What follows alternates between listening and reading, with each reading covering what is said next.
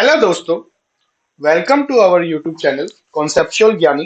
मुझे पता है बहुत दिनों बाद वीडियो आ रही है और आप सब लोगों के बहुत अच्छे अच्छे कमेंट भी आ रहे थे और मैं कोशिश करूंगा मैं रेगुलर हो जाऊं। मैं कुछ अर्जेंसी में फंसा हुआ था, तो आज हम एक बेहतरीन चीज सीखने वाले हैं, मीशो की एक्सेल वर्किंग शीट।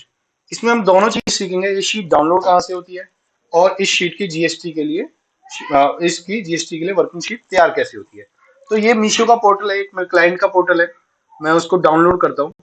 जिसमें मैं डाउनलोड शीट पे गया तो मैं लास्ट मंथ नवंबर की करके देखता हूँ। दिसंबर की अभी रहता है पेंडिंग है। और मैंने सिलेक्ट किया 1 नवंबर से कब तक की, 30 नवंबर तक की।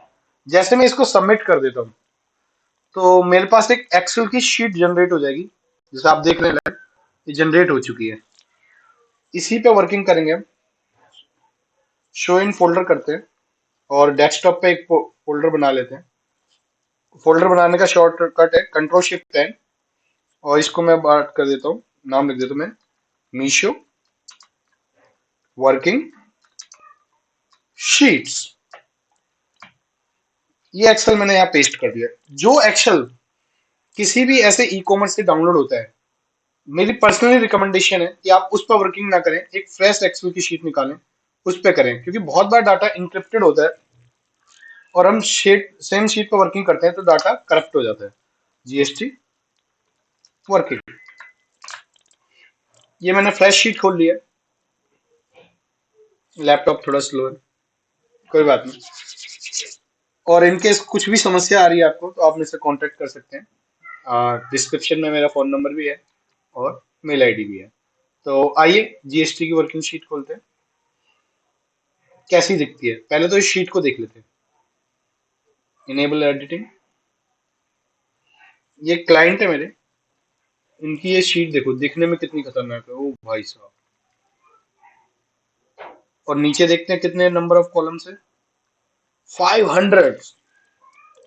शीट देख के बिल्कुल भी नहीं घबराना है, चाहे किसी पे 5 कॉलम्स के हो, चाहे 5,000 हो, चाहे 500 हो। शीट बहुत ज्यादा आसान है। सबसे पहले तो दिमाग में ये ठान लो, जब दिमाग में बना लोगे ना आसान है तो वर्किंग बहुत आसान हो जाएगी। मैंने पूरी शीट को सिलेक्ट किया और कंट्रोल सी कर दिया। जो मेरी न्यू वर्किंग शीट है जो मैंने बनाई, उसमें मैंने पेस्ट कर दिया पूरे डाटा को। और इसको मैं कैंसिल कर देता हूँ। अब मैं यहाँ पूरी वर्किंग करूंगा। मैं इस शीट का नाम रख लेता हूँ। इस शीट का नाम रखने का शॉर्टकट है Alt H O R। इसका रीनेम हो जाएगा। इसको मैं रख लेता हूँ मीशो सेल्स। अब जैसे मैंने बाकी शीटें बना के दिखाई थी आपको कभी, ऐसे ही मैं ये शीट को बनाता हूँ। लेकिन सबसे अच्छी चीज ये है कि बहुत सारी फालतू की चीजें होती है इन शीटों में। अच्छी चीज ये है कि हमें फालतू की चीजों से मतलब ही नहीं है, डर जाते हैं इन्हें देख के। हम सिर्फ अपने काम की चीजें रखेंगे और बाकी को हटा देंगे। मैं इस शीट में 3-4 गलतियां बताता हूँ आपको जो जनरली मिलती है। पहली गलतियां, मैं पहले जो मेरे नेगेटिव फिगर्स हैं, मतलब मेरे क्रेडिट इनवॉइस है, मैं उनको अलग कर देता हूँ। आप देखते हो मेरे क्रेडिट इनवॉइस में क्वांटिटी का पोर्शन देखो, पॉजिटिव आ रहा है, अमाउंट नेगेटिव आ रहा है। तो मुझे पहले इन क्वांटिटी को सबको नेगेटिव बनाना पड़ेगा। ये पहली गलती है इस शीट की। हमेशा मतलब मेरी क्वांटिटी तो बढ़ रही है बट मेरी टैक्सेबल वैल्यू और बाकी वैल्यूज घट रही है क्योंकि माल वापस हुआ है। क्रेडिट नोट तभी तो इश्यू होगा। तो पहली गलती आप इनको ठीक करो। चलो मैं जल्दी से ठीक कर देता हूँ, फिर शीट के अगले हिस्से पे आपको मिलते हैं। मैं इसको फटाफट से ठीक कर देता हूँ आपके सामने ही। और भी गलतियां हैं इस शीट में जो कि अमूमन मिलती है और जो लोग खुद वर्किंग करना चाहते हैं उनको बहुत दिक्कत आती है। बाद में फिर एरर आ जाता है उनकी रिटर्न फाइल होने में और फिर उनको समस्या आती है और फिर हम जैसे कंसल्टेंट्स की हेल्प लेनी पड़ती है। हेल्प लेनी बुरी नहीं है, अगर आप खुद कर सकते हो तो खुद करो, उससे अच्छा कुछ नहीं है। और एक एक चीज, एक गलती तो मैंने सुधार ली अपनी क्वांटिटी वाली। एक और गलती होती है इस शीट में जो बहुत बार होती है। एक और बार मैं फिल्टर देखता हूँ, जो मेरा स्टेट है, रिसेलर स्टेट, इसमें देखो स्टेट्स की नाम सही लिखे हैं, नाम सही लिखे हैं। अरे अरे सही है, सही है, सही है। अच्छा फिल्टर का पता है ना शॉर्टकट आपको, कंट्रोल शिफ्ट L दबाओगे तो फिल्टर लग जाएगा। आप मैनुअली भी कर सकते हो बट मैं प्रेफर करूंगा कि आप शॉर्टकट सीखें, वो अच्छा है। देखो सारी शीट्स है, लास्ट में एक ब्लैंक भी है। ब्लैंक में क्या है एक बार चेक करते हैं। मैं इसमें सारे टिक्स हटा दूं पहले। और मैं ब्लैंक्स चेक करता हूँ। ब्लैंक्स में क्या है? अरे, ये तो मेरी एंट्रीज है, ब्लैंक में तो खाली शीट होनी चाहिए। मतलब ये वो शीट्स हैं, ये वो स्टेट्स हैं जहां पे देखो आप स्टेट्स के नाम ही नहीं लिखे। अब स्टेट के नाम मुझे मैन्युअली लिखने पड़ेंगे, ये सबसे गंदी बात है शीट्स की। चलो लिखते हैं। जैसे यहाँ आंध्र प्रदेश है, मैंने स्टार्टिंग में लिखा, आ गया। यहाँ तमिलनाडु है, क्या आ गया। देखो शीट में टाइम देना पड़ेगा, अगर ढंग से शीट करनी है, ढंग से सीखना है तो थोड़ा टाइम देना पड़ेगा। ये इन शीट्स की गलती है, इनको अपने सॉफ्टवेयर को अपडेट करना चाहिए। जैसे केरला है, तेलंगाना है, इसमें उत्तराखंड है। वो गलत हो गया।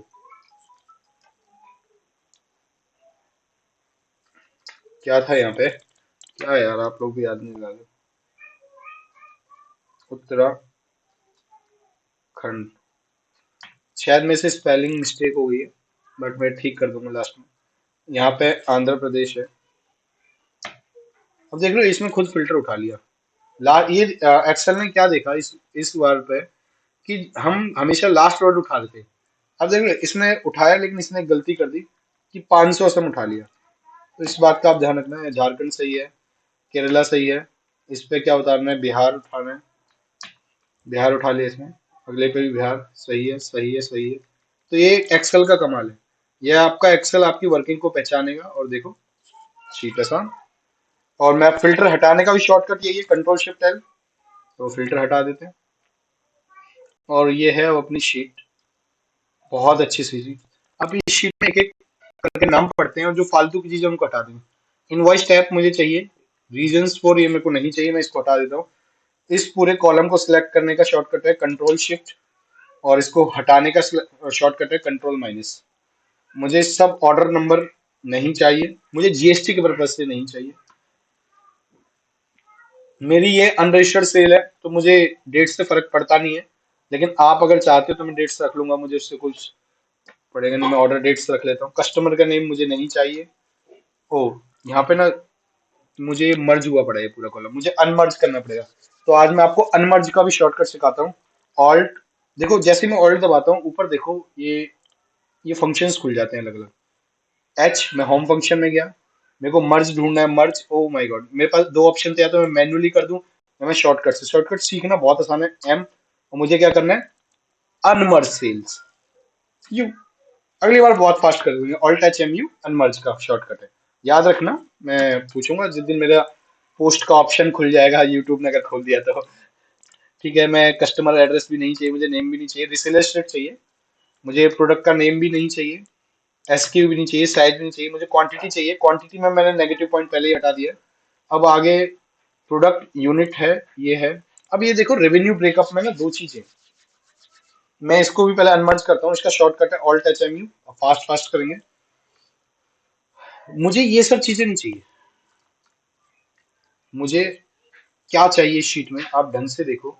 तो मुझे चाहिए taxable value, product taxable, delivery taxable. इस पे कंसेप्ट मैं आपको बताता हूँ। मैं पहले फालतू की चीजें हटा देता हूँ, टेंशन खत्म। जीएसटी का रेट रहने देता हूँ, क्योंकि कुछ 12 में बिकेंगे कुछ। अब ये देखो, प्रोडक्ट टैक्सेबल है, डिलीवरी टैक्सेबल है। मीशो की वर्किंग क्या कहती है? मीशो करता क्या है? मीशो जो डिलीवरी चार्ज करता है, पहले ही आपका रेवेन्यू का पार्ट बनाता है। इसीलिए मीशो की वर्किंग में हमें हमेशा डिलीवरी को टैक्सेबल वैल्यू का ही हिस्सा मानना पड़ता है। मतलब it's a part of your cell.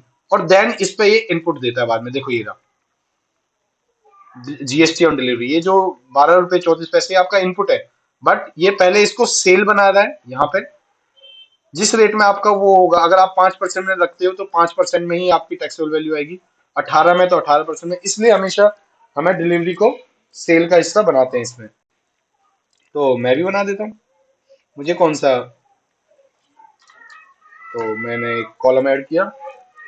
Column add करने का क्या तरीका है, मैं यहाँ लिख देता हूँ, टोटल टैक्सेबल वैल्यू। अब कुछ लोग बोलेंगे कि सर आपने तो हमारी टर्नओवर बढ़ा दी। मैं क्या करूं, मीशो की वर्किंग ही इस तरीके से चल रही है। बिल्कुल सही बात है, क्योंकि ये हमारी जो शीट में हमारी जो इनवॉइस वैल्यू, टैक्सेबल वैल्यू है, वो बढ़ जाती है। मतलब हमारी जो टर्नओवर पोर्शन है वो बढ़ जाएगा। मैंने इसको किया, मैंने पूरे फॉर्मूले को सिलेक्ट किया और मैंने इसको सिलेक्ट कर लिया और इसको मैं बोल्ड कर देता हूँ। तो देन ये मेरी टैक्सेबल वैल्यू आ गई। कितना आसान है। अब मेरे को ऐसे अपनी जीएसटी अलग करनी पड़ेगी, जीएसटी भी अलग कर दो। ओ यहाँ पे भी एक प्रोडक्ट, इसको मैं अनमर्ज कर देता हूँ, ऑल्ट एच एम यू। अच्छा समझ में तो आ रहा है ना? नहीं है तो बता देना यार, कहीं मैं अपने आप को ही ये आपके लिए बना रहा हूँ मैं वीडियो, मुझे तो ऑलरेडी आती है। और मैं इसको टोटल टैक्स कर देता हूँ। इसमें भी मैं सेम फॉर्मूला, मेरी गुड्स की जो टैक्सेबल वैल्यू है और मेरी प्रोडक्ट की जो टैक्सेबल वैल्यू, दोनों को मैं ऐड कर देता हूँ। तो आइए, तो मैंने क्या कर दिया, इसको भी बोल्ड कर देते हैं। चलो ठीक है, बोल्ड कर दिया। आपको सही लगना चाहिए। ये मेरे इनपुट की डिटेल है। इनपुट की डिटेल मुझे जब GSTR 1 फाइल करता हूँ मुझे जरूरत नहीं होती, और पर्पज से मैं आपको आराम से दिखाऊंगा जब GSTR 3B की वर्किंग सिखाऊंगा। इसको अभी हटा देते हैं। आपका मन कर रहा है आप TCS रख लेना, लेकिन चलो हटा ही दो यार, छोड़ो, क्यों, वर्किंग इजी रखते हैं आपके लिए। अब ढंग से देखो, शीट होगी बहुत छोटी। मैंने, आप किसी भी इनवॉइस को देखते हैं, हमें हमेशा उसी फॉर्मेट में कोई भी शीट बनानी पड़ती है किसी भी ई कॉमर्स पोर्टल की। Invoice, date, supply, delivery of state, quantity, किस रेट में है, टैक्सेबल वैल्यू। अब मेरी ये 240 मानूंगा मैं, इन दोनों को जोड़ दिया मैंने, और टैक्स मेरा ये है। कितना आसान हो गया, सही है। अब मैं इस वर्किंग को और अच्छे मोड में ले जाता हूँ। लो यार, मैं ये बीच का पोर्शन ही हटा देता हूँ। लो, मैं इस वर्किंग को थोड़ा और अच्छे, इसको कॉलम में दे देता हूँ। मैं इसको पूरे को सिलेक्ट करता हूँ और इस पर एक फॉर्मूला लगाता हूँ पाइवट टेबल का, ऑल्ट एन पी एंटर। इस शीट का नाम रख देते हैं alt H O R, alt H O R. क्या कुछ गड़बड़ हो गया क्या? दोबारा लगाओ, ऑल्ट एच ओ आर। इसका नाम रख देते हैं पाइवट। अब पाइवट का फायदा क्या है? अब मुझे क्या क्या चाहिए, जब मैं GSTR 1 की फीडिंग करता हूँ तो मुझे सबसे पहले चाहिए स्टेट। मैं स्टेट को सिलेक्ट कर लेता हूँ, मेरे इन इन स्टेट्स में सेल हुई है। और मुझे क्या चाहिए, मुझे चाहिए टोटल टैक्सेबल वैल्यू, प्रोडक्ट और डिलीवरी दोनों को ऐड करके, ये इसका सम आ गया है। और मुझे चाहिए टोटल टैक्स। जिस जिन्होंने आज तक GSTR 1 फाइल करी है खुद, उनको पता होगा कि आपको B2C में सिर्फ यही फीडिंग चाहिए होती है। Oh my God. तो मेरे हिसाब से आपको ये समझ में आ जानी चाहिए, और इसमें कुछ था भी नहीं, और बहुत इजी एंड शॉर्ट वे में है। कुछ चीजों में टाइम लगा। तो मेरे हिसाब से मेरी बाइफर्केशन मैच हो रही है मेरी पार्टी की 1 लाख रुपए की, अगर तो आसान था ये मेरे हिसाब से। बाकी अगर आपको कुछ लोग बोल रहे हैं क्वांटिटी वाइज चेक करना है तो ठीक है, लो। किस स्टेज में कितनी क्वांटिटी गई है ये भी पता कर लो। टोटल हमारी 456 क्वांटिटी सेल हुई है, क्योंकि नेगेटिव की वैल्यू में हटा चुका हूँ। मेरे हिसाब से इससे ज्यादा तो कुछ चाहिए नहीं होगा। HSN कोड भी चाहिए। देखो मीशो की शीट की एक कमाल की बात है, वो HSN कोड अपनी शीट में देता नहीं है। मुझे लगता है इनको अपने ऊपर बहुत वर्किंग करनी चाहिए। बाकी ये हमारे हैंड पे है नहीं, हमको अपने प्रोडक्ट के हिसाब से कुछ फीड करेंगे। तो थैंक यू फॉर वॉचिंग,